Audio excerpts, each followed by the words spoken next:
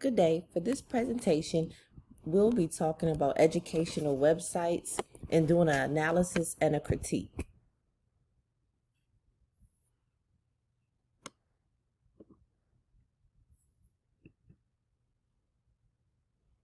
The three different websites that I chose were Edsearch, Edutopia, and International Society for Technology in Education. All three you can find on the internet.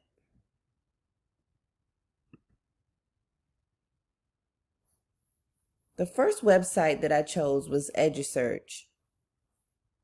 And Edsearch is a blog that reports on people, ideas, tools shaping the future for learning for pre-K through 12th grade. It also posts things for the collegiate level of education and business education as well.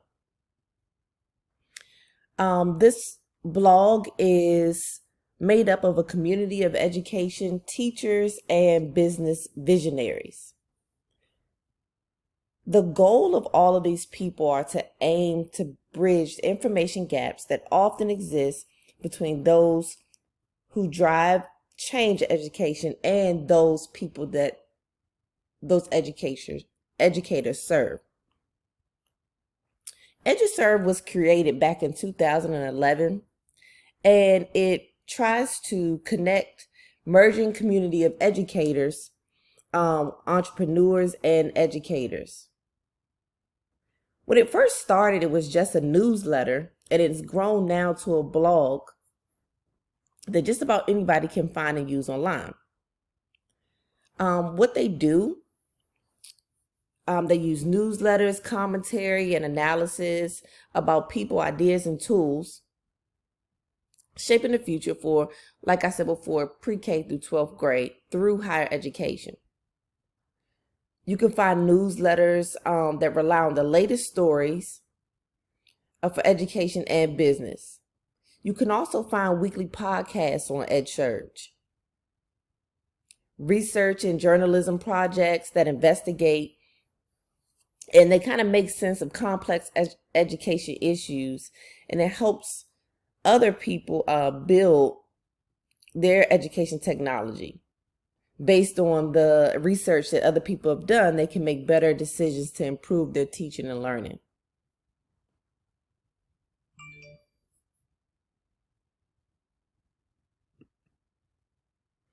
Here's an example of what I found on Edsearch.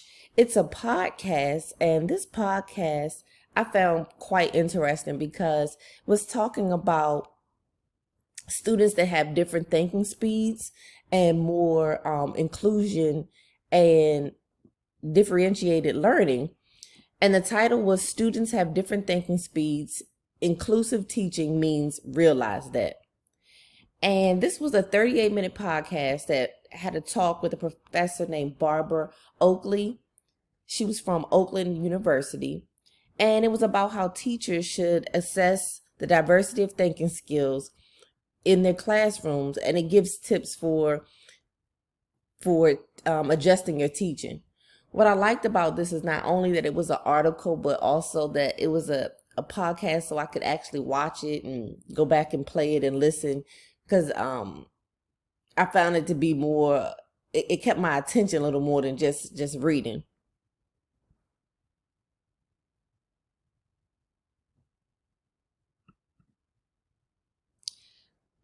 The next website that I found for educational technology was Edutopia. I use this a lot when researching for my classes currently, and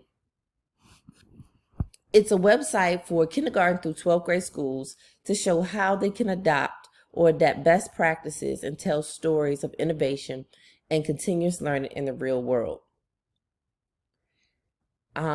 This website is a platform where students, parents, teachers, and administrators, policymakers, and people they serve are all empowered to share with a shared vision to change education for the better.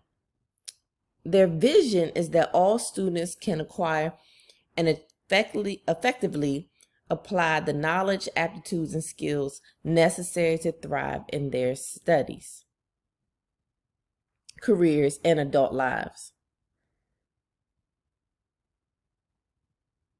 I personally like Edutopia because I feel like it's a trusted website where educators can go to see the latest of what's going on in technology, and it also gives me a personal feel because I know the people posting are educators like myself that are trying to learn something new, and people let you know what works for them, what didn't work for them as well. So I feel a little more trust with using this website because I know it's educators like me trying to do the same thing that I'm doing.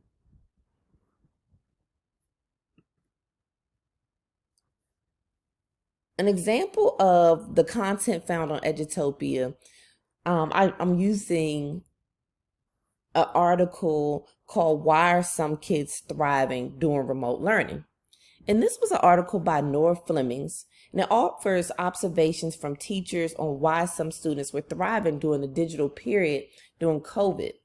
And she offers a few examples or a few reasons why some teachers found that students were doing well. One was because of self-pacing. She felt that students were able to pace their work out instead of having to rush through maybe a 7 or 8 hour school day and get things done maybe within that 45-minute block of that classroom. They were able to structure it to get their work done in a time period that worked best for them. Another way that students were thriving is that they had time to rethink. And what she means by that is that a lot of students are busy with other activities, whether it be after school activities, whether it be gymnastics, whether it be dance. Their parents have them involved in a lot of activities outside of school.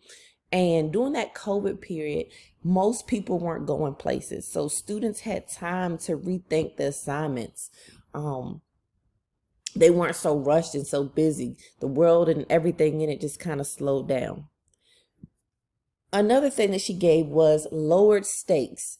And with lowered stakes, they mean that because not all children were thriving during that digital time at home, teachers kind of possibly didn't grade on a harder scale as if they were in the classroom. You know, some children didn't do well with digital learning. They weren't used to using computers, laptops, and all these different technology or electronics at home. And so for that reason, students may have not been graded as hard as if they were in the classroom where teachers were able to explain how to use the technology that they were using. And also, some students were able to thrive based upon less chatter in the classroom. They were at home, so they could control their environment. They didn't have to deal with maybe other students talking, asking other questions. They were just able to focus in their bedrooms or whatever classroom environment they had set up within their own home. And finally, the last reason she offers is more sleep. Because children are at home, they didn't have places to go, things to do. They were able to get the 8 to 12 hours of sleep that they needed. The last site that I use is based from a nonprofit organization called ISTE. And ISTE, I've used several times doing my master's. And it's a nonprofit organization that serves educators interested in technology. It's a passionate community of global educators who believe in the power of technology to transform teaching and learning, accelerate innovation, and solve tough problems in education. Why did they make ISTE? So, that was made so that all educators are empowered to harness education to increase innovation in teaching and learning and inspire learners to teach at their greatest potential. Now, I like ISTE because they have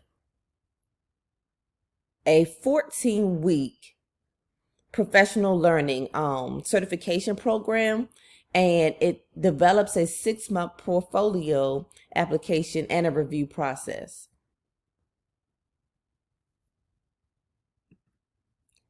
The example of ISTE content that I found was digital citizenship. And with digital citizenship, it gave you 9 resources for teaching digital citizenship. And in this article, Nicole Kruger describes ways teachers can effectively teach digital citizenship. There's 2 ways that she gives off: modeling ethical technology uses for students daily. So that's teachers being a model for their students, showing them the right thing to do using their technology and educating them, and incorporating conversations about it throughout their curriculum. She then goes on to list 9 ways to weave digital citizenship seamlessly through their educational plans. I like this because it shows you different activities within the article that you could do with your students to teach them about digital citizenship. And if you don't teach them, they'll learn on their own, which may not be the right way.